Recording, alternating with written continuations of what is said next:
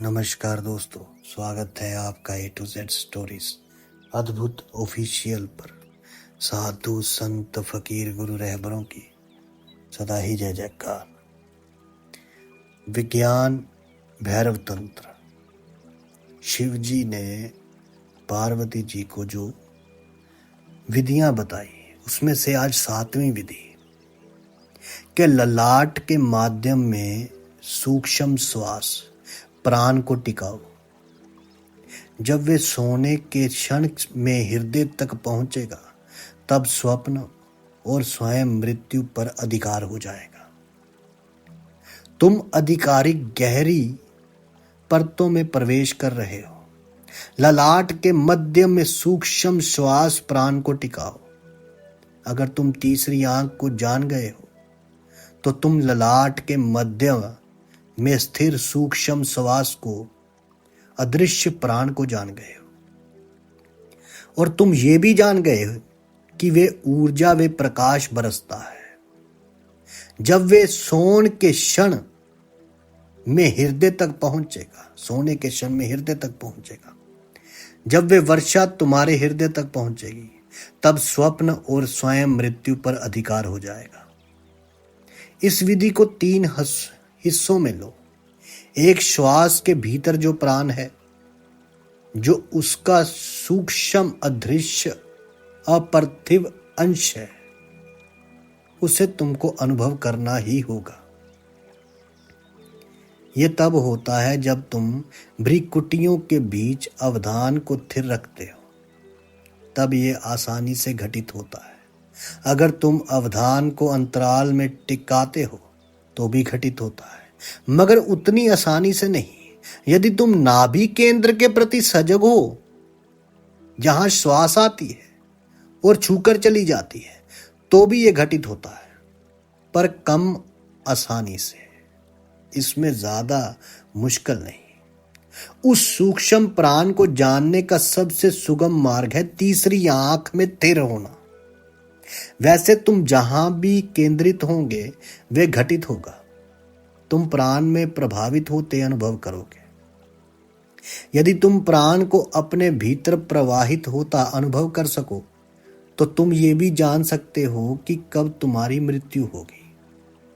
यदि तुम सूक्ष्म श्वास को, प्राण को महसूस करने लगे तो मरने के 6 महीने पहले आसान मृत्यु को जानने लगते हो, बड़ी आसानी से। कैसे इतने संत अपनी मृत्यु की तिथि बता देते थे? ये आसान है, बहुत आसान है, क्योंकि यदि तुम प्राण के प्रवाह को जानते हो तो तब उसकी गति उलट जाएगी, तब उसको भी तुम जान लोगे। मृत्यु के 6 महीने पहले प्रक्रिया उलट जाती है। प्राण तुम्हारी बाहर जाने लगता है, तब श्वास इसे भीतर नहीं ले जाती बल्कि उल्टे बाहर ले जाने लगती है। वे श्वास तुम इसे जान पाते हो क्योंकि तुम उसके अदृश्य भाग को नहीं देखते, केवल वाहन को ही देखते हो, और वाहन तो एक ही रहेगा। अभी श्वास प्राण को भीतर ले जाती है और वहां छोड़ देती है, फिर वाहन बाहर खाली वापस जाती है और प्राण से पुनर्भरकर भीतर जाता है। इसलिए याद रखो कि भीतर आने वाली श्वास और बाहर जाने वाली श्वास दोनों एक नहीं है। वाहन के रूप में तो पूरक श्वास और रेचक श्वास एक ही है, दोनों श्वास एक है, लेकिन जहां पूरक प्राण से भरा होता है वही रेचक उससे रिक्त होता है, अलग होता है। तुमने प्राण को पी लिया और श्वास खाली हो गई। जब तुम मृत्यु के करीब होते हो तब उल्टी प्रक्रिया चालू हो जाती है। इस बात को गौर से समझिए। भीतर आने वाली श्वास प्राण विहीन आती है, रिक्त आती है, क्योंकि तुम्हारा शरीर अस्तित्व से प्राण को ग्रहण करने में असमर्थ हो जाता है। तुम मरने वाले हो, तुम्हारी जरूरत ना रही, पूरी प्रक्रिया उलट जाती है। अब जब श्वास बाहर जाती है, जब प्राण को साथ लिए बाहर जाती है। इसलिए जिसने सूक्ष्म प्राण को जान लिया वे अपनी मृत्यु का दिन भी तुरंत जान सकता है। 6 महीने पहले प्रक्रिया उल्टी हो जाती है। ये सूत्र बहुत बहुत महत्वपूर्ण है। ललाट के मध्य में सूक्ष्म श्वास प्राण को टिकाओ। जब सोने के क्षण में वे हृदय तक पहुंचेगा, तब स्वप्न और फिर स्वयं ही मृत्यु पर अधिकार हो जाएगा। जब तुम नींद में उतर रहे हो, तभी इस विधि को साधना है, अन्य समय में नहीं। ठीक सोने का समय इस विधि के अभ्यास के लिए उपयुक्त समय है। तुम नींद में उतर रहे हो, धीरे धीरे नींद तुम पर हावी हो रही है। कुछ ही क्षणों में भीतर तुम्हारी चेतना लुप्त होगी, तुम अचेत हो जाओगे। उस क्षण के आने के पहले तुम अपनी श्वास और उसके सूक्ष्म अंश प्राण के प्रति सजग हो जाओगे और उसे हृदय तक जाते हुए अनुभव करोगे। अनुभव करते जाओ कि वे हृदय तक आ रहा है, हृदय तक आ रहा है। प्राण हृदय से होकर तुम्हारे शरीर में प्रवेश करता है, इसलिए ये अनुभव करते ही जाओ कि प्राण हृदय तक आ रहा है। और इस निरंतर अनुभव के बीच ही नींद को आने दो। तुम अनुभव करते जाओ और नींद को आने दो। नींद को तुमको अपने में समेट लेने दो। यदि ये संभव हो जाए कि तुम अदृश्य प्राण को हृदय तक जाते देखो और नींद को भी, तो तुम अपने सपनों के प्रति भी सजग हो जाओगे। तब तुमको बोध रहेगा कि तुम सपना देखते हो तो तुम समझते हो कि यह यथार्थ ही है। वे भी तीसरी आंख के कारण ही संभव होता है। क्या तुमने किसी को नींद में देखा? उसकी आंखें ऊपर चली जाती है और तीसरी आंख में स्थिर हो जाती है। यदि नहीं देखा तो देखो, गौर से देखो, देखो किस तरीके से आंखें ऊपर जाती है। और योगी संत तो ध्यान भी वहीं लगाते, इसीलिए केंद्रित करते हैं। तुम्हारा बच्चा सोया है, उसकी आंखें खोल कर देखो कि उसकी आंखें कहाँ हैं। उसकी आंख की पुतलियों ऊपर चढ़ी हुई और त्रिनेत्र पर केंद्रित है। मैं कहता हूं कि बच्चों को देखो, सियानों को नहीं। सियाने भरोसे योग्य नहीं है, क्योंकि उनकी नींद गहरी नहीं है। वे सोचते भर ही सोएंगे, सोचते सोचते ही सोएंगे। बच्चों को देखो, उनकी आंखें ऊपर को चढ़ जाती है। इसी तीसरी आंख में स्थिरता के कारण तुम अपने सपनों को सच मानते हो। तुम ये नहीं समझ सकते कि वे सपने हैं। वे तुम तब जानोगे जब सुबह जागोगे, तब तुम जानोगे कि ये स्वप्न है। यदि समझ जाओ तो 2 तल हो गए। स्वप्न है और तुम सजग हो, जागरूक हो। जो नींद में स्वप्न के प्रति जाग सके, उसके लिए यह सूत्र चमत्कारिक है। यह सूत्र कहता है कि स्वप्न पर और स्वयं मृत्यु पर अधिकार हो जाएगा। यदि तुम स्वप्न के प्रति जागरूक हो जाओ तो तुम 2 काम कर सकते हो। एक कि तुम स्वप्न पैदा कर सकते हो। आम तौर से तुम स्वप्न नहीं पैदा कर सकते। जरा इस बात को समझना, आदमी कितना नपुंसक है। तुम स्वप्न भी नहीं पैदा कर सकते। अगर तुम कोई खास स्वप्न देखना चाहो तो नहीं देख सकते। ये तुम्हारे हाथ में है ही नहीं।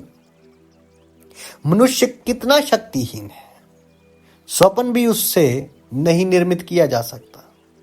तुम स्वप्नों के शिकार भर रहे हो, उनके सत्रष्टा नहीं। उसको रच नहीं सकते, रचयिता तो वही है। स्वप्न तुम में घटित होता है, तुम कुछ नहीं कर सकते हो। ना तुम उसे रोक सकते हो, ना उसे पैदा कर सकते हो। लेकिन अगर तुम ये देखते हुए नींद में उतरो कि हृदय प्राण से भर रहा है, निरंतर हर श्वास में प्राण से स्पर्शित हो रहा है, तो तुम अपने स्वप्न के मालिक हो जाओगे। और ये मलकियत बहुत अनूठी और दुर्लभ है।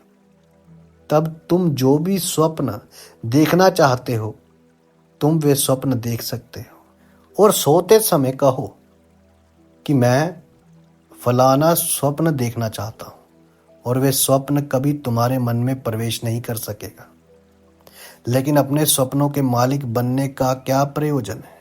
सपनों की एक अलग दुनिया है। क्या ये व्यर्थ नहीं? नहीं, ये व्यर्थ नहीं है बिल्कुल भी। एक बार तुम स्वप्न के मालिक हो गए तो दोबारा तुम कभी स्वप्न नहीं देखोगे। वे व्यर्थ हो गया, जरूरत नहीं रही।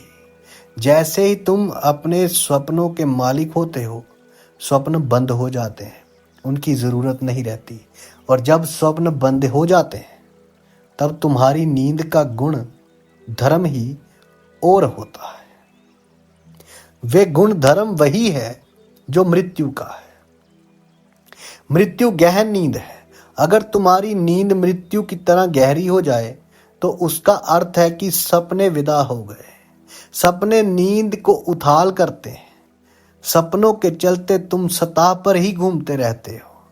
सपनों में उलझे रहने के कारण तुम्हारी नींद उथली हो जाती है, और जब सपने नहीं रहते तब तुम नींद के सागर में उतर जाते हो, उसकी गहराई छूने लेते हो। वही मृत्यु है। इसीलिए भारत ना सदा कहा है कि नींद छोटी मृत्यु है, भारत में कहा जाता है, और मृत्यु लंबी नींद है। गुणात्मक रूप से दोनों समान है। नींद दिन दिन की मृत्यु है, मृत्यु जीवन जीवन की नींद है। प्रतिदिन तुम थक जाते हो, तुम सो जाते हो, और दूसरी सुबह तुम फिर अपनी शक्ति और अपनी जीवंतता को वापस पा लेते हो। तुम मानो फिर से जन्म लेते हो। वैसे ही 70 या 80 वर्ष के जीवन के बाद तुम पूरी तरह थक जाते हो। अब छोटी अवधि की मृत्यु से काम नहीं चलेगा। अब तुमको बड़ी मृत्यु की जरूरत है। उस बड़ी मृत्यु या नींद के बाद तुम बिल्कुल नए शरीर के साथ पुनर्जन्म लेते हो। और एक बार यदि तुम स्वप्न शून्य नींद को जान जाओ और उसमें बोध पूर्वक रहो तो फिर मृत्यु का भय चला जाता है। कोई कभी नहीं मर सकता, मृत्यु असंभव है। अभी एक दिन पहले मैं कहता था कि केवल मृत्यु निश्चित है, और अब कहता हूं मृत्यु असंभव है। कोई कभी नहीं मरा है, कोई कभी मर नहीं सकता। संसार में यदि कुछ असंभव है तो वो मृत्यु ही है, क्योंकि अस्तित्व जीवन है। तुम फिर जन्मते हो, लेकिन नींद ऐसी गहरी है कि पुरानी पहचान भूल जाते हो। तुम्हारे मन में स्मृतियां पीछे छूट जाती है और स्मृतियों को पोंछ दिया जाता है। इसे इसी तरह सोचो, मान लो कि आज तुम सोने जा रहे हो और कोई ऐसा यंत्र बन गया कि शोध ही बनने वाला है, जो कि जैसे टेप रिकॉर्ड के फीते के आवाज पहुंच दी जाती है ना, वैसे ही मन में स्मृति को पहुंच डालता है। जल्दी ही बन जाएगा, क्योंकि स्मृति भी एक गहरी रिकॉर्डिंग है। देर अबेर हम ऐसे यंत्र निकाल ही लेंगे जो तुम्हारे फिर में लगा दिए जाएंगे और जो तुम्हारे दिमाग को पहुंचकर बिल्कुल साफ कर देंगे। तो कल सुबह तुम वही आदमी नहीं रहोगे जो सोने गए थे, क्योंकि तुमको याद नहीं रहेगा कि कौन सोने गया था। तब तुम्हारी नींद मृत्यु जैसी हो जाएगी, एक गैप आ जाएगा। तुमको याद नहीं रहेगा कि कौन सोया था। यही चीज स्वाभाविक ढंग से घट रही है।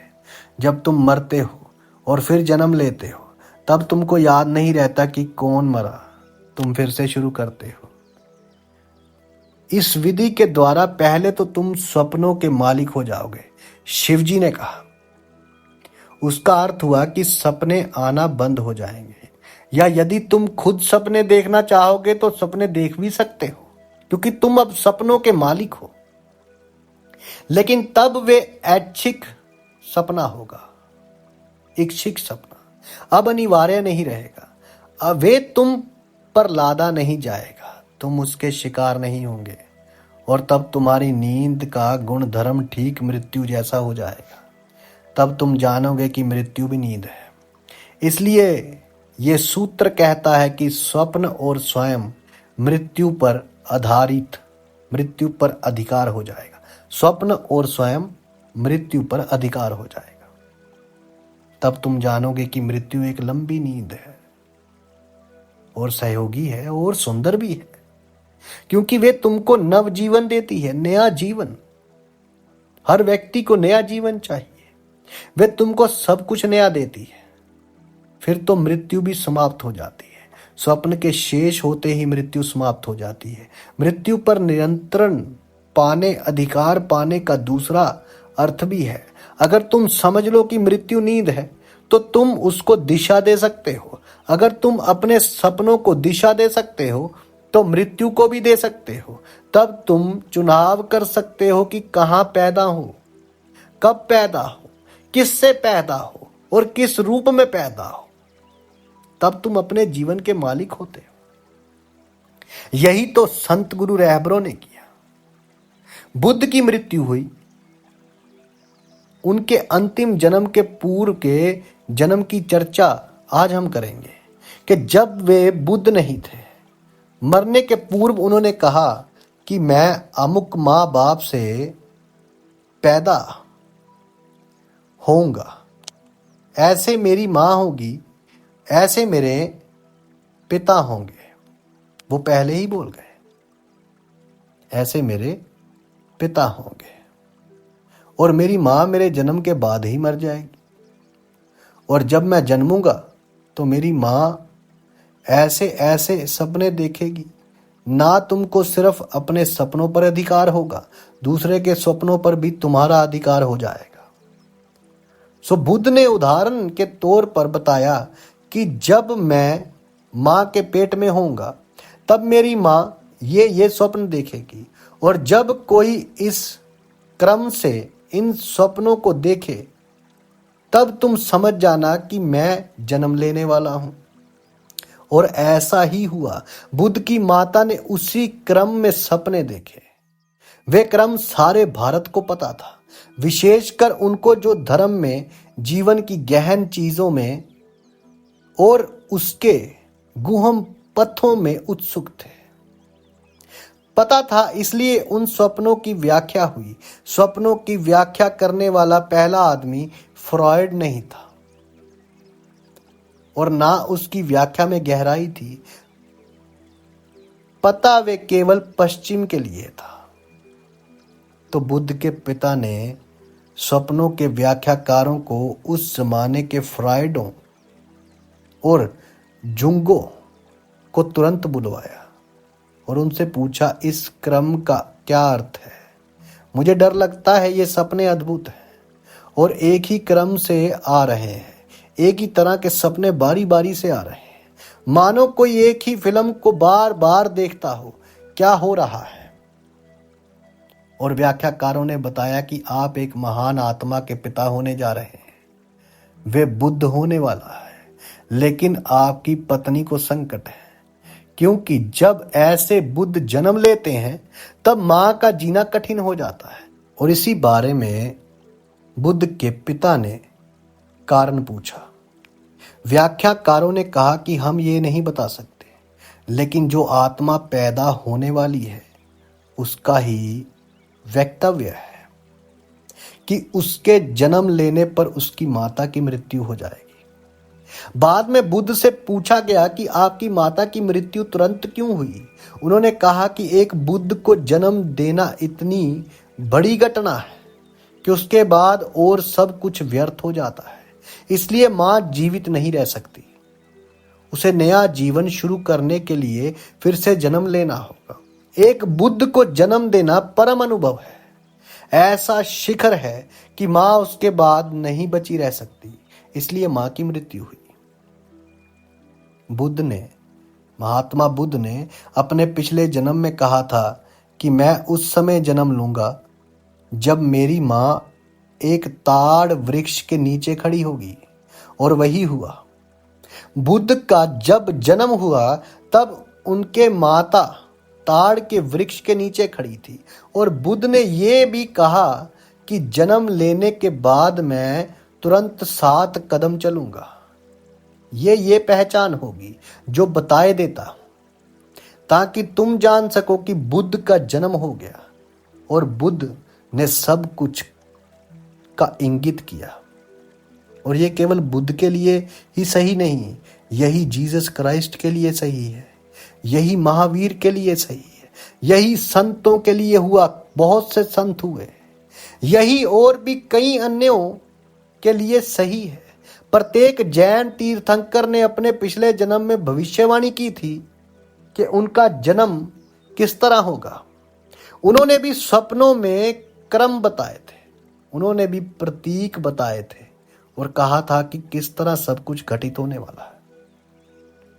तुम दिशा दे सकते हो। एक बार तुम अपने स्वप्नों को दिशा देने लगे तो सब कुछ को दिशा दे सकते हो, क्योंकि ये संसार स्वप्नों का ही बना हुआ है। तभी तो कहते हैं कि संसार एक सपना है और स्वप्नों का ही ये जीवन बना है। इसलिए जब तुम्हारा अधिकार सपने पर हुआ तो सब कुछ पर हो गया। यही सूत्र ये कहता है कि स्वयं मृत्यु पर।